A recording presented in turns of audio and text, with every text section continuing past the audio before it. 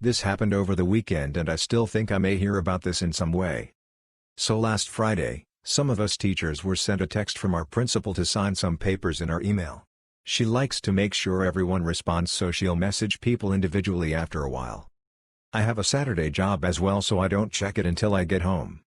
Well, on my way home I decided to stop by my dealer and bought some mochi cookies. They smelled so good that I texted my fiancée to tell her what I got. Well, when I get home I asked her if she was ready to try the stuff I got. She was confused as to what I was talking about because she was asking for the name of it and how it smells. I told her that I'd texted the info before I got home. I checked my phone to see if it sent it all, but I discovered that I opened up the wrong text. I had told my principal/boss that I had bought some stinky button to get our pipe and grinder ready. She replied back saying no thanks but have a good weekend, and she left a winky face emoji. I've since talked to her only about work things. Nothing about this weekend had come up, but I'm still kind of freaking out. Edit: I've worked with this school district for 5 years. They don't do drug testing. I've known a few teachers from previous districts that used to partake. I live in CA. The principal and I have been on good grounds since I've started. TL doctor, text my boss instead of my fiancé to tell them I had bought weed. Just wanted to post this small personal victory as I have no one to share it with. My boss and I have been constantly not seeing eye to eye, especially since working from home. Got to the point today where he said to me, "If you don't like it at this company, hand in your notice." Little did he know I had a job offer waiting elsewhere. So once the meeting was over I sent him my notice. I mean, now I have to tighten my belt until my new job starts, but it's okay, I can live off the high of this moment for weeks. After seeing a bunch of similar threads, I thought I would post my own story that was shared by a coworker friend and her former manager.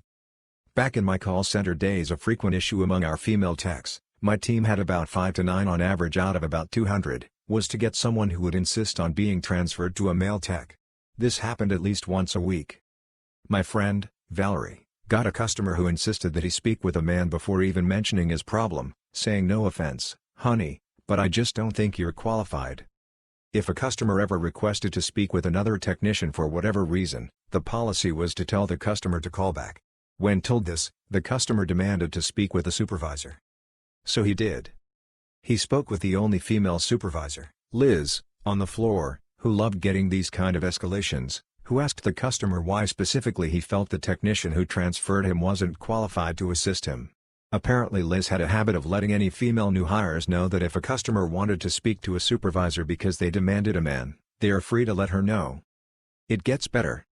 Liz had told me that normally these calls end with a very resigned and defeated customer being transferred back to a different, and female, tech to resolve this issue. But the customer that had escalated from Valerie refused to believe that another woman would be in any position of authority in our company and demanded to speak with Liz's boss. Liz told the customer that she was the final point of contact he was going to get, and if he didn't like it, he could call the corporate office. The customer assured Liz that he would do so and hung up. A week later Liz finds out that the customer actually did call corporate to complain. However, unlike tech support, the customer interaction department of the corporate office was mostly women. When the VP of customer service got wind of this guy, she made sure that the few male members of her staff were suddenly unavailable to speak with him, and even spoke with the customer personally.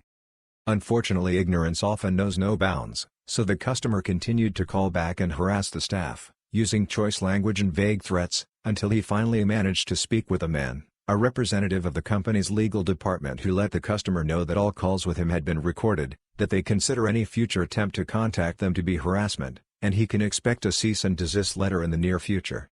Liz said it was the first time she had ever had the legal team follow up with anything she had did before. Obligatory, the build-up to this has been happening for months, but the actual FU was tonight. My dog is the sweetest dog in the world and usually minds really well. However, in the chaos brought on by the disruption of our schedules due to the pandemic, she has been slow to respond to commands. What she learned, and that's totally on me, was that she can pretty much ignore commands until Daddy adds the F_K, up vertical bar down / to them. E.g. sit the F_K down. Translates to sit. Pillow the F_K up. Translates to pillow, which is her command to go her pillow and lay down. Crate the F_K up. Translates to crate, which is her command to go to her crate. Down is a bit problematic because down the K down doesn't make sense to either of us. But I digress. Bottom line, she learned that regular commands can safely be ignored until daddy uses those words, and that tone, because it means he's going to growl at us and upset us. Fast forward to tonight. Wife and I are both in the office. I'm taking care of email. She's on a Zoom call with church members. Dog goes berserk. I'm sure because of a squirrel, a tree elephant, or something equally threatening. Barking in the office got very loud very quickly. I react, without thinking, obviously, and shout pillow the K up. Bless her heart, she did and quieted down immediately. Everything got real quiet, real quick. The look of sheer horror on my wife's face was priceless. But the amount of explaining I'm going to have to do when I'm in a Zoom meeting with church folk is going to be epic. DL, doctor, dog trained to only respond to spiced up commands. Complete realization of how bad an idea letting things get to this point hit me in a church Zoom call. I work as a cashier at a big box retailer. Today I had a customer come in, let's call her customer 1. She had a return without a receipt. Usually we put a refund like that on a store credit, but customer 1 said a store by her house assured her we could look up her receipt and put the refund back on her card. We don't normally pull up receipts like this, as this info isn't accessible through our main registers, but my manager was feeling very generous and went to the back to pull up customer 1's receipt. While she was waiting, I rang up another customer, we'll call customer 2. Customer 2 had about 3 bags worth of merchandise in her cart, which is no small amount. When it came time for her to pay, customer 2 discovered she had left her wallet at home, and she didn't have Apple Pay or another service set up on her phone. Currently, my store isn't letting us hold items overnight, and customer 2 said she wasn't able to go home and retrieve her wallet before our store closed. I was about to cancel customer 2's transaction when customer 1 piped up and suggested customer 2 simply Venmo her the money, and she'll pay the bill. I stood for a few seconds in quiet shock because here was customer 1, doing a very kind thing when she could have easily been upset from waiting on her own transaction. The Venmo went through and customer 2 was able to leave with her purchases. Customer 1 was cheery and patient all the way through her own transaction. It's days like today that give me a little more hope. First, my son is 12. He is about 5'10" and 190 pounds. He is taller than me. So pre-quarantine we went to Target. Not planning on being there. My son is in a red shirt. He is old enough and heavy enough kidnapping is not likely, so we let him go a few aisles over to the video games. Give it 5 to 10 minutes. A woman we will call Karen, because why not? Karen, you are not very helpful. Son, I'm sorry. Karen, well, help me. Son, I don't know how. About here I turn the corner and can see. Yes, he has a baby face, but could pass for 15-16-year-old. Karen, where is the manager? Son, I don't know. Karen, how long have you worked here? Son, I don't. Now I'm trying not to be seen and laughing. Call me a bad parent, but he is smiling and in no danger. Little Karen has the speak to the manager haircut and giant oversized purse. Karen, why didn't you say so? Son, you just started talking to me. I didn't want to be rude, but gets cut off. Employee, can I help you? Son, please. She gets cut off again. Karen starts complaining. Son sees me laughing. He starts laughing, realizing what happened. Employee sees me and him laughing and immediately figured it out. Karen looks more angry. I have to imagine this is normal for Target. Poor Target employee. Son explained it to the wife when we stopped giggling.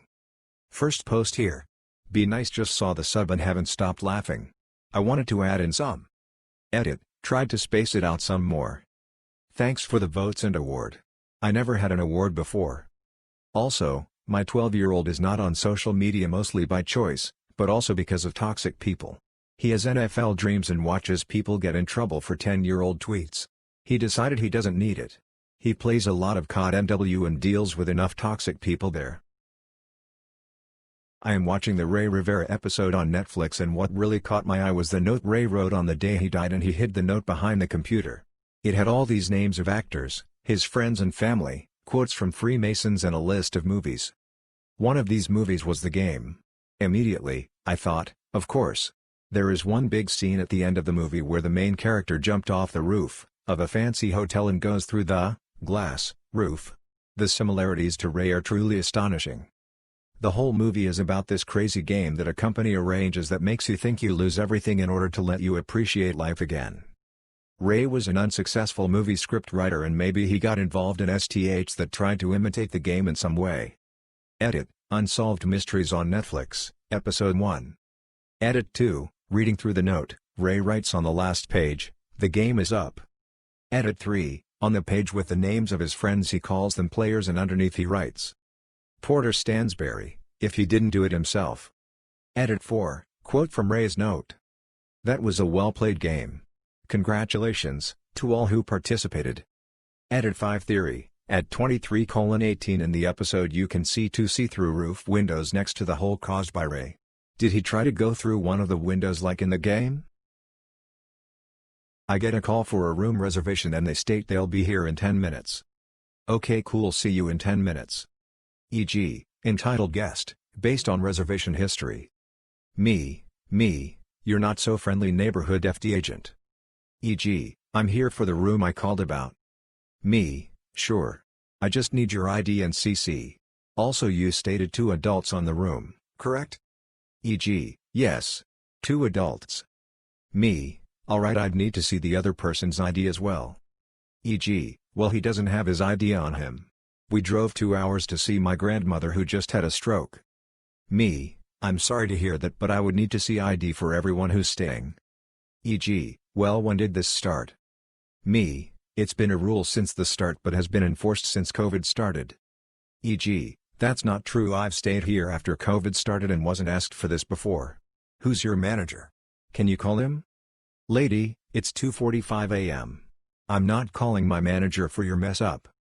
Me, well he would say the same thing and I would bring this up the first thing in the morning as other staff hasn't been following the protocol. E.g., well don't argue with me, I've had a bad night already. Me, I'm sorry but I would still need ID before I check you in. E.g., well if you're enforcing rules, make sure everyone's following them. This is borderline discrimination. Me, I'm sorry if you feel this way, but E.g., it's not my feeling, it's a fact. Then guest sits in the lobby for 10 minutes figuring shit out while I continue working and after 10 minutes guest says please cancel the reservation, we're going somewhere else. I am a personal shopper at a big box store. I was in the electronics department getting someone a smart light bulb, whatever that is, and a guy walked over to me and asked me to help him find something for us phone. I walked over to the item, gave it to him. This conversation ensued. Guy, do you have a boyfriend? Me, I'm engaged. Guy, so you can't talk to me. Me, I am engaged and have a baby. Guy, so he will be mad if we are friends. Me, he might. Guy, would you talk to me if you didn't have a boyfriend? Me, maybe, but like I said I am in a relationship. Guy. Me, have a good day. I started walking back to the grocery side of the store and I felt a tap on my shoulder. I turned around. Guy, I found you on Facebook and sent you a friend request. Accepted it please. I ran to the back and instantly blocked him. I have no clue how he got my name because I didn't have my name badge on. I am freaked out. I was sitting and chatting with my grandfather about my childhood today, and he told me about a simple story of petty comeuppance he got years ago. I was a young boy, perhaps 3 years old. At the time, my parents owned a 2-family house and were renting the upstairs apartment to another family who had a kid that was about my age, maybe a year older. As this was back in the mid-90s, the original Pokemon craze was in full swing. Yet somehow, the craze hadn't made its way to me yet. The boy upstairs had been collecting the trading cards, and had decided to show off his collection to me. I don't remember what cards he had specifically, but for some reason I vaguely remember being shown an Arbok card. Immediately I was intrigued. At some point, I must have mentioned the cards to my grandparents. My grandfather told me that he was out shopping with my grandmother one day, and she pointed out the Pokemon cards to him while they were in the store, mentioning that those were the cards I was interested in. He decided to buy a couple of packs to bring a smile to my face. After I reveled in my new cards, I decided to go show them to the boy upstairs to show him what I got. As kids are wont to do, he decided to brag to me that he has way more cards. My grandfather's first thought upon hearing that? We'll see about that. My grandparents were not rich people. My grandmother worked for most of her life, and my grandfather worked 2 jobs until the day he retired. He usually used the money from his main job to pay the bills, and the second job as expendable income. He decided from that point on that he was going to throw that second income at buying up Pokémon cards for me. He started slow at first, buying cards packs at a time for a while. Then eventually he started going all out. He would buy boxes filled with Pokémon cards. He befriended the hobby shop owners to figure out where to get the specific cards I was missing. He didn't just stop at full set either. He made sure I had a full set in regular and holographic. If the card was printed in English, and it had Pokémon on it, I had it. Later, my grandfather was over when the boy upstairs was down playing with me. He asked the boy if he had more cards than me now. The boy quietly had to admit that no, he did not. When the boy later left, my mother mentioned to me that it was not about who had more cards than whom. My grandfather quickly responded by saying no, of course it's not about who has more cards. But if he's ever getting close to you, you let me know. So back in October I bought a pair of boots for £45, at a German-sounding shoe store starting with D. I left them in the box for a couple of months, then wore them at Christmas as they were quite smart. By February the heel had collapsed and fallen apart. I was reluctant to argue to return them, but then while tidying up, I found the receipt. Brilliant. By now it was early March. As soon as I explained to the cashier, she was pulling serious pouty attitude. She clearly didn't want to do anything. Our policy is returns must be with 6 months. Me, great, it is. No, you bought these in October, it's now March. Me, I bought them on October 20th, it's March 5th, that is within 6 months. No, starts counting on her fingers, October, November, Jan, February, March. That's 6 months. Me, no, October 20th to November 20th is 1 month, November to is 2 months, etc. I have until April 20th under your rule. This repeats about 3 times. My manager isn't here to deal with this today. I'll refund you this once but you can't do it again. Me, I won't argue with you because I'm getting the refund, but is absolutely within 6 months and fully within your rules. So yeah. There were no customers behind me, so no queue held up. It's not like it's her money, so why make it take 3 times as long? I used to buy all my shoes there for convenience, but the quality has plummeted. For 10 years I had a side hustle hosting trivia night at a handful of local bars. The bar would pay my company a flat fee per game, so I was technically a contractor, but definitely not an employee of the bar. At least once a night someone would ask me to put in a food or drink order for them, and usually I would say, "Oh, I'm not your waitress, but I'll let her know you are looking for her." One night a real chat of a customer really went the extra mile to let me know what he thought my job was. He started by yelling, "Hey girlie," which was ignored, because I was in the middle of reading off a round of questions. When people started to bring up their answers, he jumped up from his table, walked up to the stage, grabbed the microphone off the podium, and started tapping on it. I went to grab it back and he shouted, "Where are my chicken fingers? I asked for them an hour ago." Into the microphone, deafening the 75 or so people playing the game. I wrestled the mic back, and let him know that A, nobody playing trivia was interested in his chicken-related needs, B, he doesn't work for my company so he definitely shouldn't be touching my equipment, and C, I'm happy to find him a waitress, but I don't fetch chicken fingers. He threatened to call my manager, so I handed him my business card. He didn't like that, so he went to find the bar manager. She apparently didn't like his attitude either, because she loudly told him the fastest way to get thrown out of here is to fuck with the entertainment. He should be glad I don't fetch chicken fingers, because I definitely would have spit in his. I'm a courtroom assistant in a Southeast Asian country. I'd rather not get much further than that on identifying information. We do both security and practical assistance like moving displays, escorting juries, and some ceremonial stuff as well. This was the sentencing of an evil flip on several high crime offenses, similar to what a capital offense may be in America. Here high crime is the level above criminal offense, or felony for the rest of the world. He stalked, kidnapped, raped, and murdered a locally famous and growing pop artist who was pregnant. He was charged with stalking, high crime kidnapping, high crime rape, high crime murder, high crime fetal homicide, and a bunch of other stuff. Evil Flip, as he will be referred to from here on out, was on suicide precautions as he made threats against his own life in prison, so he was in spiffy paper clothes. We were well into victim impact statements. The victim had a large family and there were something like 35 individuals addressing the court. We're something like 28 statements into it. Next up was Granddad. These are always really emotional, families are always really upset for good reason, but this 80-plus old guy is the worst I can remember. He was crying, breathing heavily, shaking, the entire sentencing. He was called to make his statement, starts walking up, about past the counsel table. He then turns, tackles the attorneys and evil flip.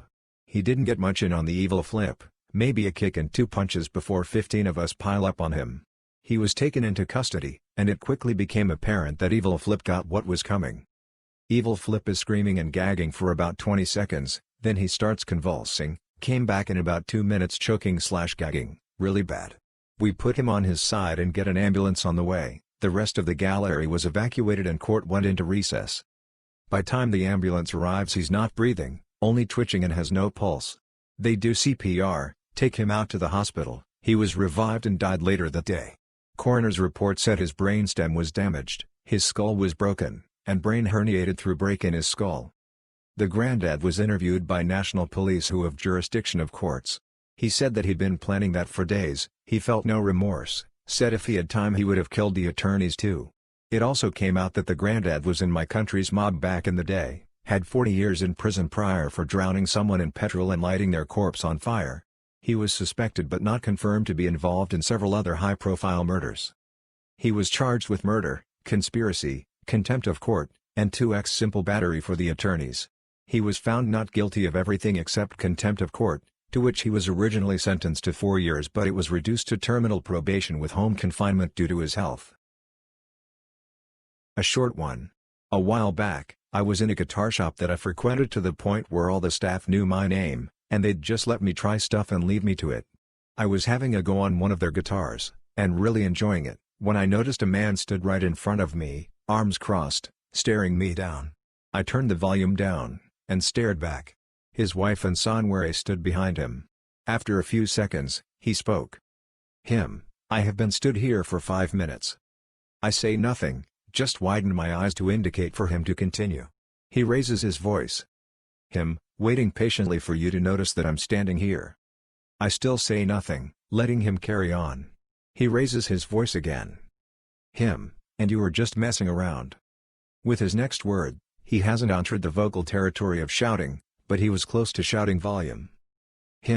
My son wants a go on that guitar. I shrug at him. Then he can ask a member of staff like I did. His eyes widen at the realization, and the color drains a little from his face. I hold the guitar out and gesture it to his son. You can have a go if you like, just ask someone who works here, and I'll hand it over. The man waves his hand dismissively, mumbling something about it not mattering. A member of staff came over, probably having heard the exchange to ask if he could help. I waved my hand towards the son. His son would like a go on this guitar. Staff member, oh, okay, are you done with it? Yeah, I've had my fun, he can have a go. The man had partially turned away, pretending to look at the guitars hanging on the wall, and nonchalantly turned around muttering that it was okay, they were just browsing. The staff member nodded, and left. You thought I worked here? You know, it's not okay to speak to someone like that, even if they do work here. I'm usually polite and non-confrontational, but I cannot stand people degrading retail or service staff. He mumbled something that sounded profane under his breath, and indicated at his wife and son to leave, and walked out. It wasn't some big screaming match, but it was so satisfying to see him crumble. At the store I work, I do tend to get a small percentage of people with dogs and most dogs are friendly and bark-free. At the time, I was assisting a family at self-checkout and they had an adorable dog that kinda looked like a small border collie or Aussie shepherd with a mostly black coat, definitely an adolescent puppy though. She was super energetic and while I was trying to clean one of the other registers, she came up to me, put her paws on my leg and jumped on me a few times. It was a little off-putting but nothing serious. I like it when customers bring in their well-behaved pooches because it just provides stress relief for me and my coworkers when they, dogs, come up to us for a head or back scratch.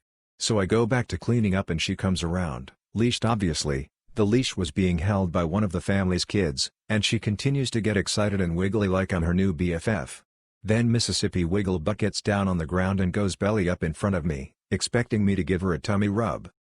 Being the sucker that I am, I give Miss Wigglebutt a tummy rub before getting back to work.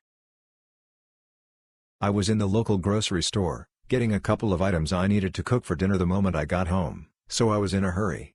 I had just come from work, black slacks and a polo. I'm a manager for a print store, and I was looking for an obscure Asian sauce very intently. From my right I hear in an old woman's voice, "Excuse me, could you help me?" I was in such a rush that I didn't even turn to her. I just said, "I don't work here." She sighed, sadly, not angrily, and the difference clicked in my head. I found the sauce, grabbed it and turned to the old lady. She, under 5 feet tall, is looking with determination at an item in the top shelf. She was just about to climb her 80-year-old self up there when I, 6'6", said, "I'm very sorry for ignoring you. Can I get something for you?" She smiled. I apologized again. I asked her before I left if she wanted me to walk her through the rest of the store in case she needed help. She refused, but she was grateful. My wife and I opened a store together that she ran. I was just the technical contact for most things. She was listed as owner, I was listed as mangler. Customer comes in and starts asking the wife questions and the customer doesn't like the answers he was getting because girls don't know nothing, speculation on my part but it fits, and demands to speak to the manager. Wife mentions that I won't be in for an hour and he was free to wait or come back and speak to the manager. He decided to come back, but that just meant he sat in his car for an hour until I got there. I finally showed up and the guy follows me in asking this off-the-wall question and I stopped and thought about it and said, "I don't know, let me ask my wife," and he said, "I already asked your employee and she doesn't know what she's talking about, so I asked for the manager. I see that's not getting me anywhere either. I want to speak to the owner now." I turned around to the wife and said, "He wants to talk to you again apparently." The customer then said, "A woman can't own a store like this." So I handed him her business card, that said owner, and said if he'd like to look it up on the business registry he could. My wife, being the absolute saint she is, even helped the guy after he calmed down a bit. I hate feeling like a Karen, but this really annoyed me all day. I love getting food delivered and I use a multitude of apps, but have recently been using one that you can also get a ride and rent a scooter through a lot. Well, I get an email a couple of days ago that if you sign up for their monthly pass you'll get a free chicken sandwich today. It's a free month trial, so I sign up. Come this morning, they send me another email saying today is the day to get the free sandwich. I get on the app, schedule a delivery for lunchtime and go about my day. Well, an hour later, it randomly got cancelled. So I resend it and make sure my card info is correct. Another hour goes by, cancelled again. I send it one more time, and it gets immediately cancelled. When I check again, the app says the restaurant is closed or unavailable. I thought it was on the restaurant's end, so I call them to see what's wrong. Maybe they weren't participating or whatever. They never even got any orders and can't see anything on their end. They say I could order through another app to still get it. They tell me to call the delivery service. Of course, there is no phone service at the moment, so I email them. 3 hours later, they finally answer and essentially say, "Sorry, we refunded you, so don't worry." I really just wanted my free sandwich, it's not about the money. Crying face. They claim they're trying to figure out what is going on, but I'm pretty sure they just use that promotion to get people to sign up for their pass. It's just annoying. Thanks for letting me vent, lol. I work for a company whose phone line is very similar to the local Department of Lands and Forestry, government org that deals with wild animals, fishing/hunting, parks, etc. We get wrong numbers sometimes, but here are a few highlights. All short. Keep in mind this doesn't happen constantly, so I usually don't instantly clue into the problem. Also, I despise it when people call a business and just start speaking at you without say hi or even explaining what they want or anything. I always answer with our company name, which sounds nothing like Department of Lands and Forestry. Caller 1. Me, good morning, company name, how can I help you? Caller, I just saw a coyote in my backyard. Me, oh cool. Caller, it's not cool, it's effing dangerous. Click. Caller 2. Me, good morning, company name, how can I help you? Caller, someone hit deer in front of my house. Me, oh no. That's terrible. Caller, yes it is. Long pause, well what are you going to do about it? Me, what? Caller, excuse me? Me, I'm sorry, I think you have the wrong number. Caller, well what number is this? Me, tells them number, and company name again. Caller, yes I know, that's the number I called. Me, Yes, it's the wrong number. Caller: No, I called that number. Me: I think you must be looking for the Department of Lands and Forestry. Caller: Yes, I know, that's who I called. Me: No, you didn't. Caller: Oh. Well, what's the right number? Me: I don't remember, sorry, but I'm pretty sure it's similar to this one. Caller: Hangs up. Caller 3. Me: Good morning, company name, how can I help you? Caller: When does fishing season open? Me: I don't know? I think you have the row. Click. I have these two middle-aged men who come in together pretty much every weekday. They're very smiley and friendly, so I always love when it's my turn to serve them. They always order 2 eggs over easy, sausage, and rye toast, 2 coffees, and they always end or begin their order within 2 ounces of common sense. I'll usually throw my hands up and be like, you know what? We just ran out. And they'll laugh and I'll walk away and take care of my other tables until their food comes out. Well, today, I wanted to be a little jokester. We have 2-ounce souffle cups we put dressings and whatnot in, and so I grabbed one of those, wrote common sense on a page from my notepad, and stuck the note in the souffle cup. I get them more coffees, and put the cup on the table, saying, and look what I just found in the back. They don't quite get it, so I ask one of the men to look at what the note says, and he goes, oh, I have a feeling I know what it is already. So he opens it up, has a good laugh, and says, look, our common sense. Want me to put some in your coffee? And the other guy nods enthusiastically and the first one mimics pouring something into the coffee. They both have big smiles on their faces and I lean over and go, sorry, I just had to be a little smartass. And they burst out laughing and say, good for you, thank you, and I go off on my way. I hear one man say he was gonna take his common sense home. When they cashed out they said to my boss the food was good, and I got my common sense, too. And she smiled and laughed, but I could tell she didn't get it. Put a nice smile on my face, and I thought I'd share my little story to put one on yours too. Smile. This happened a few years ago, but I just found out about this sub. I was shopping with my parents while wearing this sweater. I was an edgy teen at the time. A lady approached me in a Mac store asking where something was.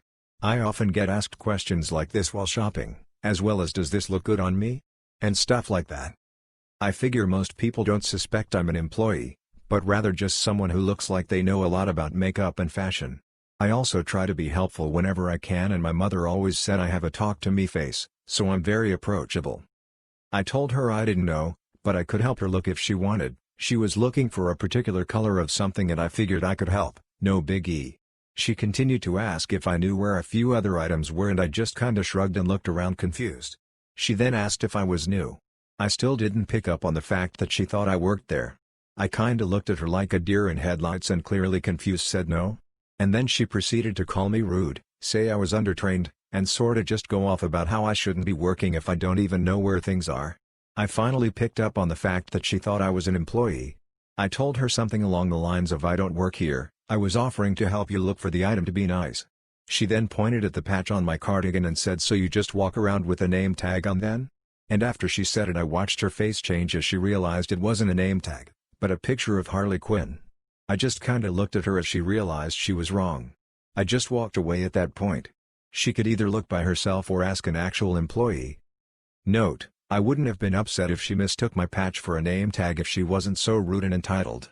I'm always happy to help people as long as they're nice, even if I don't work in a shop, and especially if I am actually knowledgeable about any of the products.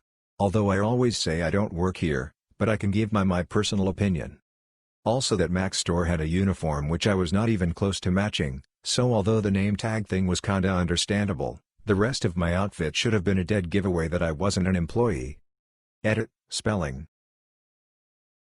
I work at a small-town coffee shop that has managed to adapt and stay busy during COVID-19 by utilizing a window for walk-up service. A regular problematic customer, let's call him TJ, is a typical middle-aged man riddled with toxic masculinity. He often makes female employees and customers uncomfortable with his comments. Lately he's been around a lot, being typical TJ. Today he came to our window and ordered a coffee. Cool, nothing out of the ordinary. A co-worker asked him if he would like to tip via our Square register. We normally don't verbally ask customers, but with the current pandemic we are not allowing customers to touch our iPad system.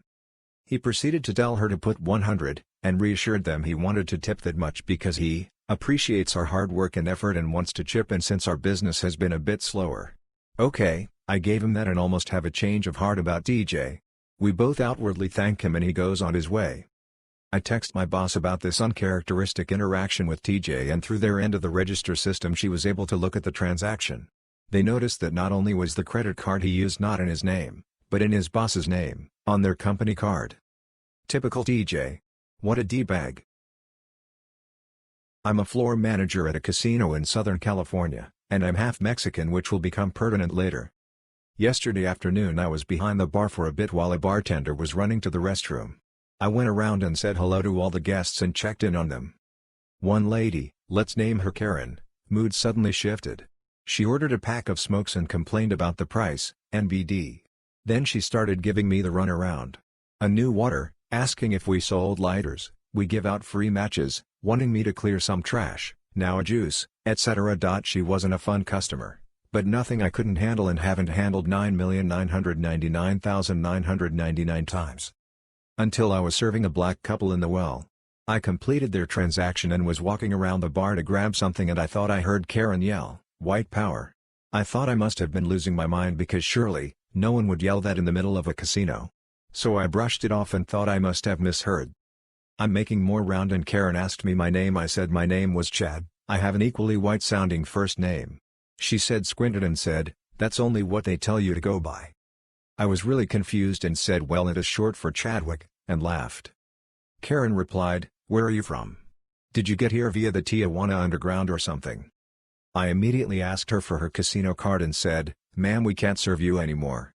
You're being cut off for the next 24 hours. She actually said okay and accepted it. My bartender came back at this time. As I was leaving the bar, a patron stopped me and said, "You know she yelled white power, right?" I replied, "I thought I heard that, but I thought I was just making it up in my mind because it's so crazy. We're going to get her to leave now." I got security and the casino manager out to the bar. They began talking to Karen and she put on the tears about her ex-husband. When that didn't work, she requested to escalate. The casino manager let her know that there was no one higher than her. Then the guest somehow knew the chief and she was going to go to him. She eventually accepted her fate and left. She's now excluded for 30 days and I'm a happy man. I can't wait to serve her again in 30 days so I can get her kicked out forever. Last year I worked for a pub chain in a UK airport. Whilst that job had enough terrible customers on its own, and plenty of dreadful stories to go with it, the worst encounters always happened in other areas of the airport. I was working the 3 a.m. to 11 a.m. shift and had just been given my break at around 6 a.m. I'm a smoker, regrets, which is particularly annoying when working past security as there are only a few designated smoking areas that would take 10 to 15 minutes apiece to walk to from the pub, and as a result I was often in a hurry to get to them and have a smoke so I had time to do other things I enjoy, like eating lunch and assorted acts of self-loathing. As I was making the cancer pilgrimage on this fateful day, I was rudely grabbed and stopped by a woman who had a question. "You work here, so tell me." She spat at my nicotine and patience-deprived body. I tried to explain to her that I just work in one of the shops and that I probably couldn't help her, but naturally she just talked over me and generally ignored whatever I had to say. She proceeded to tell me in great detail that she was looking for the gate for her flight to Magaluf at 10 a.m. Now if we ignore the fact it was 6 a.m. and that flight wouldn't have been announced in pretty much any airport anywhere, 4 hours before departure, and we ignore the fact that I don't have an encyclopedic knowledge of the coming and goings of flights, we were stood under a departure board. The answers were right in front of her. After gently explaining that I simply didn't know what flight was hers or where it would be going from and that more importantly I didn't really give a shoot as I had a very strict time frame for my break, she followed up with the only natural and reasonable response, shouting, "So you don't work here, get me someone who does." Dazed, confused and unsurprisingly still not really giving a shoot, I shook my head and wandered off to have my smoke. A little funny one. M equals me, C equals customer, C2 equals second customer. He had a mask like a good guy, and I'm behind a huge plexiglass partition. I don't think there is anything else relevant to the story. M, do you have a store, rewards card or an account? C, no. M, okay. C, does a credit card thing? I always say no because mumble. C2, haha. C, looking at me, chuckles, you're supposed to laugh. M, hey. C2, It's a great strategy. C. Leaves. C2, still chuckling. M. I didn't laugh because I have no idea what he said. C2, oh, that makes what he said even funnier. M. What did he say? C2, he said he always says no because he can't hear. M. Dead. Last year I worked for a pub chain in a UK airport. Whilst the job had enough terrible customers on its own, and plenty of dreadful stories to go with it, the worst encounters always happened in other areas of the airport. I was working the 3 a.m. to 11 a.m. shift and had just been given my break at around 6 a.m. I'm a smoker, regrets, which is particularly annoying when working past security as there are only a few designated smoking areas that would take 10 to 15 minutes apiece to walk to from the pub, and as a result I was often in a hurry to get to them and have a smoke so I had time to do other things I enjoy, like eating lunch and assorted acts of self-loathing. As I was making the cancer pilgrimage on this fateful day I was rudely grabbed and stopped by a woman who had a question. "You work here, so tell me." She spat at my nicotine and patience-deprived body. I tried to explain to her that I just work in one of the shops and that I probably couldn't help her, but naturally she just talked over me and generally ignored whatever I had to say. She proceeded to tell me in great detail that she was looking for the gate for her flight to Magaluf at 10 a.m. Now if we ignore the fact it was 6 a.m. and that flight wouldn't have been announced in pretty much any airport anywhere, 4 hours before departure, and we ignore the fact that I don't have an encyclopedic knowledge of the coming and goings of flights, we were stood under a departure board. The answers were right in front of her. After gently explaining that I simply didn't know what flight was hers or where it would be going from and that more importantly I didn't really give a shoot as I had a very strict time frame for my break, she followed up with the only natural and reasonable response, shouting, "So you don't work here, get me someone who does." Dazed, confused and unsurprisingly still not really giving a shoot, I shook my head and wandered off to have my smoke. First time posting, currently a EMS dispatcher for a private ambulance company for 3 years now. We take some calls, however, they're usually seizures, psych, and falls. This one? Probably should have been psych, but unfortunately she wasn't the patient. This call happened in my first year, while I was pretty fresh and didn't understand the power of controlling a call. And hashtag X200B. Me, okay, tell me exactly what happened. CLR, yeah, my mom fell in the other room. You know we have her locked in there right now, but yeah she fell and I think she may have hit her head. Me, okay, are you with her now? CLR, well, you see, she has dementia, and we live in a new home, so she is locked in there. You see, we can't have her wandering because of the bears that are around here. Me, have you gone to check on her yet? CLR, no, I can't unlock her door because she will get out and the bears will get her. Me, can you please go check on the patient? CLR, yeah, I think she might have hit her head, it sounded like she hit the end table, that's what woke me up, but even our big dog, insert large dog brand, is afraid to go outside because there are bears here at this new house. Please send the ambulance but make sure they get in and out quick because the bears will get them. Rinse and repeat for literally every one of the 10 questions involved with a fall. I was essentially working with a third-party caller as she flat out refused to unlock her mother from the room until the imps got there, let alone even go look at her. And hashtag X200B. I kid you not, I heard way more about these bears than I ever got out of her regarding her fallen mother. While I may have wanted to bash my head into the desk repeatedly asking her the questions, now I can have a good belly laugh over it. From what I do remember though, Mom was transported alright, and no EMTs were mauled by the darn bears. Names are fake for privacy reasons. I have been working at a small restaurant in my small town for about 2 years and it's nice, but the old boss was absolutely trash to me and my co-workers. He rushed us a lot. Anyway, one day we were absolutely packed. Like people from out of town were there and me, along with the few people that work there with me, Sandy, Randy, and Anna. The boss comes out and I am attempting to take an order. Keep in mind I'm 15 and have PTSD from mental abuse as a child. He then comes over and starts yelling at me for apparently swapping the milk chocolate chips with dark chocolate chips. Which I absolutely did not as I don't work the kitchen and am not allowed to because of muscle spasms as I drink way too much coffee that I am basically Tweak from South Park. Anyway I tell who I'm waiting to give me a moment and tell him I didn't at all and I had zero clue what he was talking about.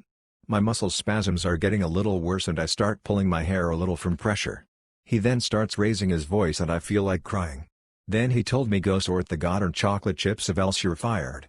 I called over Sandy to wait the person I was waiting when Mark, my old boss with a fake name, started yelling at me. She does that and I go in the back. "Hey OP, what are you doing back here in the kitchen?" Randy asked me from the actual kitchen. I responded with Mark told me to sort the chocolate chips from the bins of chocolate chips. Anna came up to me and stopped me from going over there by pulling of my shirt. "I'm calling up owner, OP. He can't do that, it's against his rules." I responded with, "You can do that, Anna. I'll pretend to sort the chocolate chips. Hand me plastic gloves." Anna gave me plastic gloves. 8OTEVEN15 later. I hear the sound of two cats meowing in a dumpster, which means the owner was there. I was ready to see Mark get fired and so was Randy, Sandy, and Anna. The owner came in and went straight to the boss's little place thing in the back right corner of the restaurant. There was some yelling and the sounds of things going into boxes. His door was open, and then it happened. He came out with a box and just before leaving, flipped me off. The owner came back to the kitchen. "Sorry OP about the struggle of him being here. I now realize how bad of an employee he was." I said, "It's okay. We have a new boss now, her name is Lily and she is super nice. I still work there and it's been better since then. Even with the current events, smile." DL, Doctor, my chest set looks like a bomb. TSA pushed a button on my chest clock and I pondered that choice for a bit. This happened 2 years ago, but it was nevertheless funny. So I played chess a lot, so much so that my grandma got me competitive chess set. It came in a blue long case with a rolled-up map, a Type-C battery-powered clock, and 32 chess pieces, each with metal to weight them down, that sat on either side of the clock. Apparently it looks a lot like a shotgun case, and I have had a lot of people question me with saying, "Why do you have a shotgun?" whenever I had it around. But anyway, I was going to Austria to study abroad and I stuffed this chessboard case into my black gym bag and was set to have that as my carry-on. This was my first time flying and I wasn't aware how strict TSA is. My gym bag gets scanned and the employee says they have to inspect it further. They move it to this X-ray machine and I look on with amazement. Cool, I get to see what my stuff looks like on a X-ray. I stared at all my stuff and managed to see my chessboard case with everything inside. Do you know what 2C batteries surrounded by electrical wiring, the chess clock, and tiny pieces of metal, the chess pieces, around it? A bomb. It looks like a nail/pipe bomb. I eventually realize this and get a little flustered as the man goes through my stuff. Realizing what I realized, he unzips my chess bag. I start to stutter and try to explain what it is. "It's a chess clock. It is a competitive chess clock," I say. Then he pushed a button on my chess clock, and I thought to myself, "You dumb fool, now obviously I know it wasn't a bomb, but you thought it was. So why, what force of nature would compel you, one who thought my chess clock could possibly be a bomb, to push a button on it? I mean, I know you had to make sure it was safe, and you were 99% sure that it was, but had it been an actual bomb?" I was very perplexed by this whole encounter. So I live in a pretty nice neighborhood. It's not super fancy, with gates or codes, but the houses are all fairly large and most people hire workers to come and cut the grass/maintain the lawn.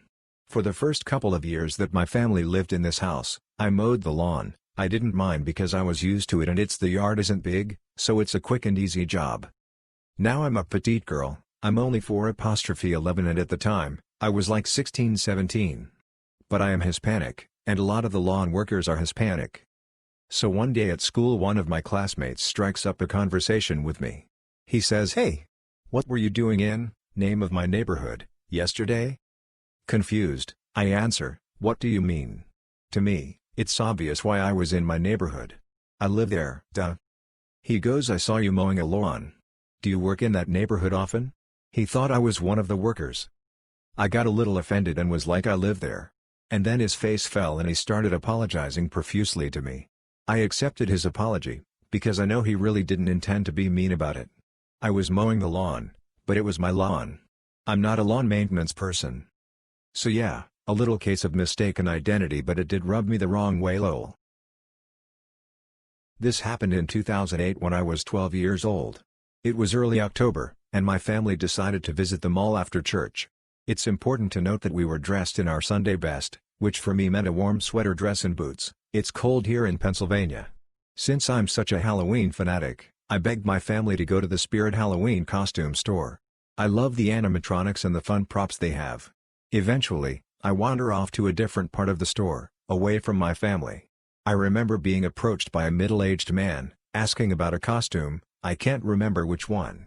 I told him I had no idea, but that I was pretty sure the boys section was over on the other side. He then started asking me more questions. After a minute or so, I think he finally noticed the confused and concerned look I had on my face, genuinely afraid of this random male stranger. Even at this age, us girls are always wary of men, especially strangers. He paused, and said, "You don't work here, do you?" I was relieved, then he thought I was an employee. I said I was only 12 and couldn't work there even if I wanted to. He shuffled away after that. I just thought it was strange he mistook me, a 12-year-old child, for an employee. Is it normal in other states or countries for kids under 15 to work? Perhaps I just looked older to him, I'll never know, I guess. /o_o/. Tifu. Today I went to a craft store to buy supplies to alleviate my increasing restless boredom. I have PTSD, which makes me hypervigilant in most public places. That means that everywhere I go I'm paying attention to everything that moves, which can be kind of fun if you enjoy people watching, which I do. So I'm pushing my buggy around, touching everything, I know, ew. I used hand sanitizer after, trying to figure out what to make, and I noticed someone come in. Those of us with PTSD know the drill. You do a super fast read of body language and assess general threat and then go about your business. This generally makes you notice details most people without PTSD don't. Hold on to this information. A little bit later I overhear him ask an employee if he's left his glasses behind. I happen to remember that he wasn't wearing them when he came in, but I keep that to myself because how creepy would that be, right? So he leaves, I finish shopping, check out and head out the door, and almost run him over. Do I say sorry or excuse me? No. The words that pop out of my mouth are, "You didn't wear your glasses in almost perfect monotone. He was very polite and we parted ways, me off to my car and him off to get a restraining order, I'm sure. TL Doctor, I creeped a guy out by being observant and socially awkward. This is going to be quick, but a few years ago on Canada Day, I went to downtown Toronto to meet up with my then girlfriend so we could go to a friend's place for a party, and I was wearing a red polo shirt to celebrate. I would be taking the TTC, Toronto's subway system, but what I neglected to realize was that most TTC employees would be in their summer uniform, which consisted of a red polo shirt in a very similar shade to the one I was wearing. I arrived early at Union Station where I would be meeting my girlfriend, so I was just standing around the station concourse waiting for her, and during the time, a lot of people approached me to ask for directions or which bus/train/streetcar they'd need to take to wherever they needed. I tried my best to help, but at the same time was telling them that I wasn't a TTC employee or directed them to one of the subway attendants. Everyone was understanding and I got a lot of apologies. It's not really the type of story you'd find here on r/I don't work here lady about a demanding customer, but it was a funny experience I had a few years ago. As well, people being polite on the TTC was a new thing for me. A recent post reminded me of this story. In the late 90s I had a friend who worked for an insurance company as a helpdesk/sysadmin DBA. The company really needed 3 separate employees for what he did, but refused to hire anyone new. Needless to say, he was stressed, barely had any free time, and was used as the scapegoat for a lot of managerial flip-ups. Finally, in mid-1999, he got a job at a different company just doing DBA work, which is what he wanted to do anyway, handed in his notice, and left. The day before New Year's Eve, he gets a call from his old boss and has the following conversation. "Old boss, hey, the board is requiring that you come in tomorrow night and watch the computers overnight in case this Y2K thing happens." Friend, I resigned in June. Old boss, I never saw anything about that. Friend, I'm looking at the email I sent to you, HR, and your boss. I'm no longer employed with your company, so I'm not coming in. Old boss, well, I don't acknowledge your resignation, so you'll need to be in tomorrow. Friend, in that case, I'll just email HR for the back pay I didn't receive. Old boss, I'll get back to you. Click. My friend never heard back from him after that. One day a few years ago, I lived in an apartment building. I woke up at midnight to my Bluetooth speaker playing Monster Mash at full volume. It scared the shoot out of me. I understand that it's possible someone in another apartment connected to my Bluetooth speaker, but that's unlikely because it would have been out of range. I lived in the furthest most apartment in the building and I don't believe it can connect very well through walls and floors. When I use my Bluetooth speaker or headphones, the connection starts cutting off if I walk to another floor of my house carrying my phone that is connected to it. The other weird thing about it was that my Bluetooth speaker was turned to full volume. I had not been listening to it at full volume previously. Even if someone did manage to connect their phone to my speaker and turn their phone all the way up, it would not have been as loud as it was because my speaker was turned to medium volume when I was listening to music through it earlier that day. Lastly, even if someone did manage to get a clear connection and somehow turn the speaker up really loud, who listens to Monster Mash on a normal day? Like it's not good or normal music that people listen to, it's really old, and is reserved only for Halloween, plus it was midnight. I looked at my phone and it was not connected to Bluetooth just in case somehow I connected my phone to Bluetooth and searched YouTube for Monster Mash while I was sleeping. The even weirder thing is my husband didn't hear it. And #X200B. Edit. My husband did not do it to play a prank on me. He was sleeping the whole time. I used to work at a pizza place that was owned by my mom's good friend, let's call him Gary. Gary was the cheapest guy ever. He would water down the butter, reuse old pasta, and use the cheapest ingredients. Well, one day I was working a long shift and was already having a bad day. Gary was working with me on the night shift. We were really busy and there was a line out the door for people to pick up their pizza. Our pizza is super cheap too, you can get 2 larges for like $11 and some change, so it wasn't like quality was our top priority. This Karen-looking woman walked in and cut in front of everyone and was screeching about how she had her kids in the car and needed to go first. Whatever, no one protested, so I just wanted to get her food and have her out of the line as fast as possible. I get her pizza and lay it on the counter and tell her how much she owes. She opens the box and starts complaining about how there isn't enough cheese and it looks gross, there is so much sauce. I was so annoyed at this point I wanted to smack myself against a brick wall. She was screaming about how I needed to fix it and she wasn't moving until I remade her pizza. I looked at Gary and said I quit. Gary knew I would never just quit on him and looked at Karen and said, "Sorry, I don't work here anymore, I can't help you." She started screaming, "Get me the manger now." I told her, "Sorry, I don't work here, I don't have a manger." She then threw the pizza on the floor and stomped on it, making it go everywhere, and stormed out. Gary gave me my job back. I cleaned up the pizza and got to go home early. Not the most exciting I don't work here lady story ever, but still funny. This literally just happened. Our bathroom doorknob has been troublesome for a couple of weeks now, not wanting to turn, shaky, hard to lock and unlock. Anyway, I've been bugging my husband to fix it because I figured it just needed to be oiled and would be fine, and he's great at around the house things, so I thought this would be an easy one. Well, tonight he still hasn't worked on it, so I grabbed the 3-in-1 oil and did the darn thing myself. I then called him into the bathroom and showed him the doorknob I proudly fixed and shut the door behind me. Then my demonstration went awry when the door would not open. We then spent the next 15 to 20 minutes trying to take the door off the hinges, didn't work, and finally my husband picked the lock using his pocket knife and another pocket knife we just happened to have in the bathroom. We are both claustrophobic and kept our cool and did not fight and worked together to get out of this, but I feel like a dumbass. We are ordering a new doorknob right now and will probably change all of the other wonky ones in the house as well. TLDR, I accidentally locked my husband and I in the bathroom and we had to break out. I work at a small accounting firm. My boss, the owner, is a CPA. We have 5 accountants, an office manager and myself, the administrative assistant, politically correct term for a receptionist. My boss has absolutely hated every single bit of the pandemic. He's refused to work from home, but allowed us to work from home 4 days a week at first. Then 3 days a week. Now some of us are coming in 3 to 5 days a week and there are regularly 5 to 6 people in the office. Most recently, he guilt-tripped 2 sick employees not only into coming into the office but meeting with a client. Most of that is irrelevant, except to convey that things have been tense in the workspace lately. I dread coming into the office, not only because I worry about getting my mom sick but because my conversations consist mostly of boss man complaining about how much he hates work from home and how much we all suck at our jobs cause we aren't in the office. We've been doing the exact same amount of output, if not more, since WFHBTW. I am a smoker. I take 3 smoke breaks in lieu of a lunch. Normally I let one of the accountants know so they can keep an ear out on the phones while I'm gone. Sometimes I'll even go so far as to forward the calls to my personal phone so no one is bothered. Yesterday, I come back from my first break and he pages my work phone saying, "You have got to tell me when you leave the office." I paged, accountant / and he wasn't at his desk, and then I page you and you're not at your desk. I'm sorry. What did you need?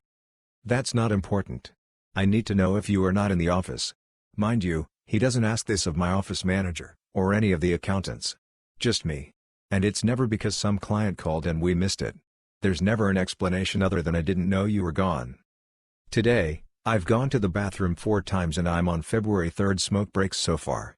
So, in addition to all of the client calls and appointment notifications, I have probably paged him about 14 times.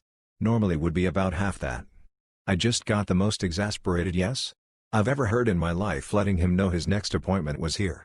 And he has since turned on his do not disturb.